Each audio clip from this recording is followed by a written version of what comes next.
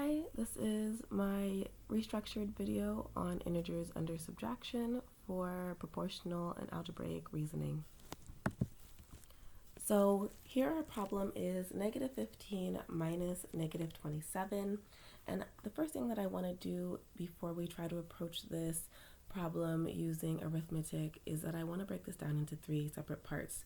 So the first part highlighted in blue, that is going to be our starting point. That is going to be our initial value, okay, whatever number we start with. Then this middle thing that I have highlighted here in green, that is going to be our operation, or we're just going to think about it as that's going to be what to do, or what we do, okay, or our operation. So, and then this last part that we have highlighted in yellow, that is going to be by how much. By how much, okay? So we're going to have some initial value, we're going to do something to it determined by our operation, and then we're going to do that something by whatever this last portion tells us to do it by, okay?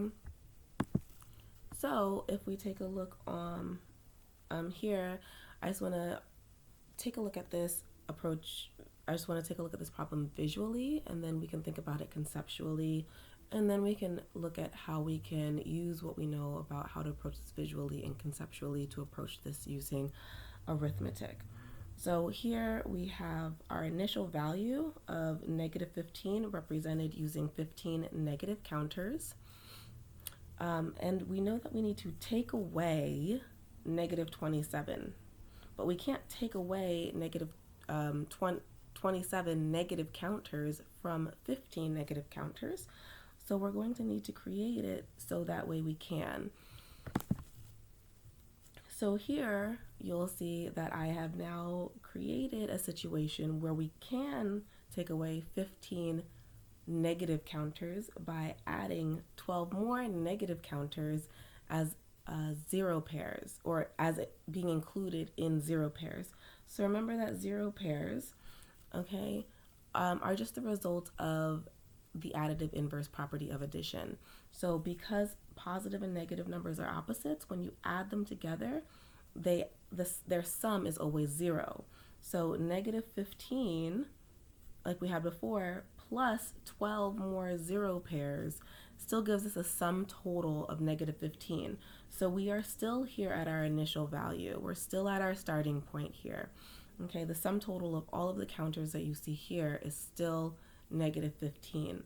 But now I've made it so that way we can take away negative 27 of these, or 27 negative pairs, which would be the same thing as taking away negative 27. So let's go ahead and do that. So we can take away negative 15 here, and then we can take away another negative 12, which would be a total of, taking away a total of negative 27. And we're now left with a sum total of positive 12. Okay, so the answer to this problem would actually be equal to positive 12. So you might be asking yourself, well, how can you have a negative, a minus, and a negative in a problem and end up with a positive number? That's crazy. Let's take a look at this conceptually. So we also know that we can apply real-world scenarios to problems that we're doing in math.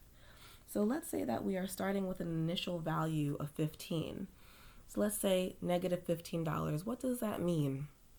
Well, if you have negative money, that means that you owe money. You are in debt. So we're actually starting off with having $15 worth of debt.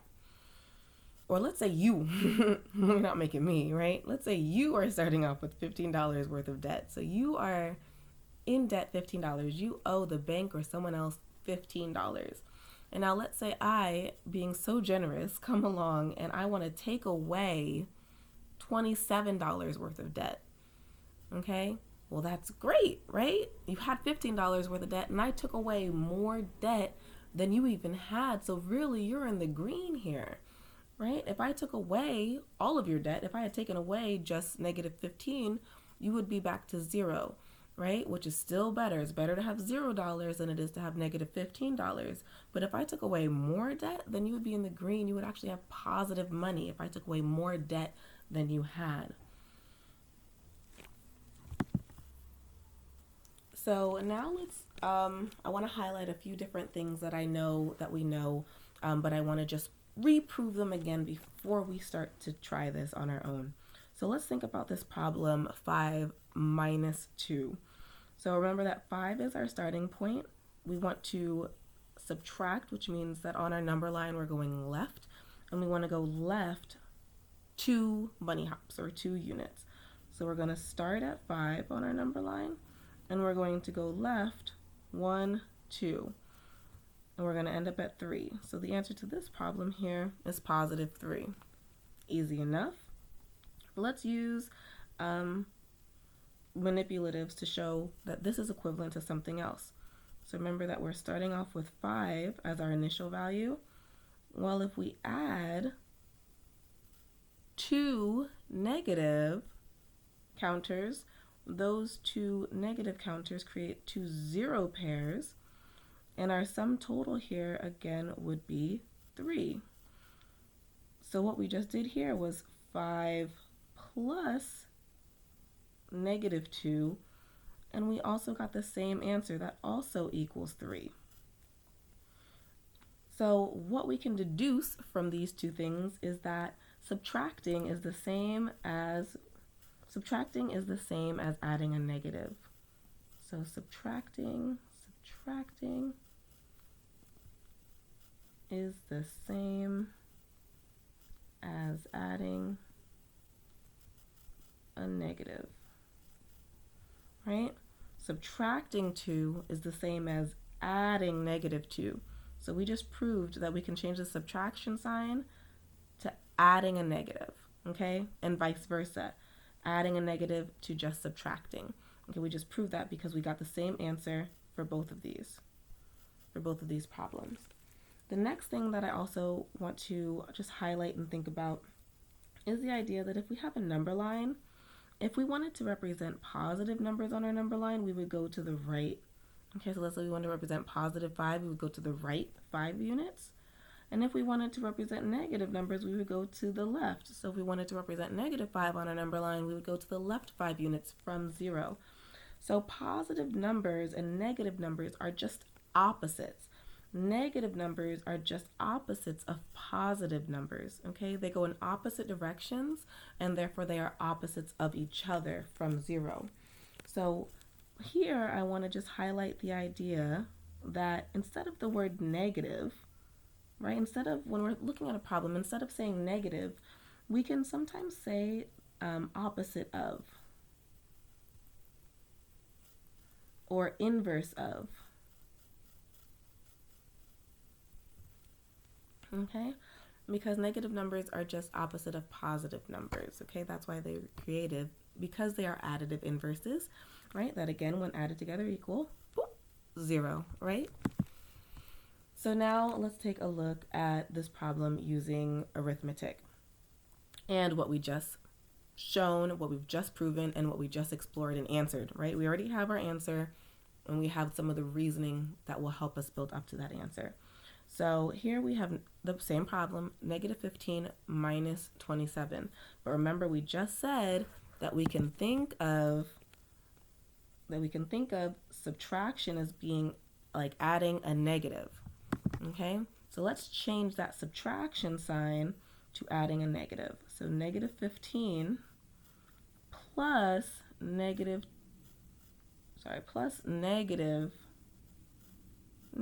27. Okay, we still have the same problem. We've just expanded it a little bit using the things that we've proven.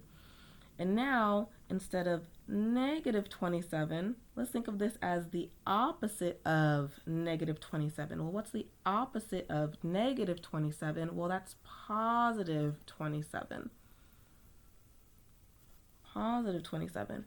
And now this is a problem that we can approach again very easily, because we can break this down into our 3 different parts, right?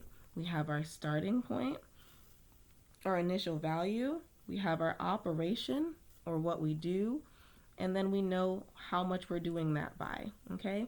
So our starting point is negative 15, okay? Plus means that we are going to the right, and we're going to the right 27 bunny hops. So let's do that.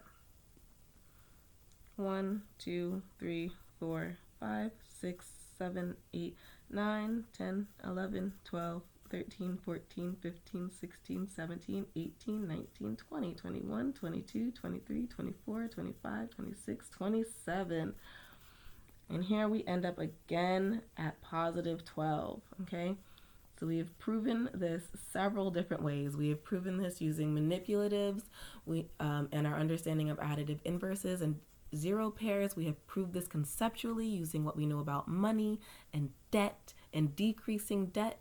And we've also proven this on our number line using what we know again about subtraction being the same thing as adding a negative, and also our understanding that negative sign really just means the inverse of or the opposite of.